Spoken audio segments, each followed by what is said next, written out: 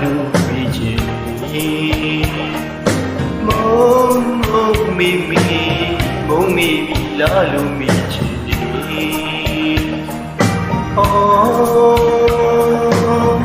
ချိန်တွေနှောင်းလို့ရက်တွေပြောင်းနေပြီကွယ်ချစ်သူလေးတွေ့ရနေ့တိုင်းမရွှင်အားရီချိန်မီလေးတဲ့ချိန်နဲ့ရပါကွယ်မိမလာတော့ပေတွဲမောင်ပေါ်မြာမုံမီပြီလားလို့ဖြစ်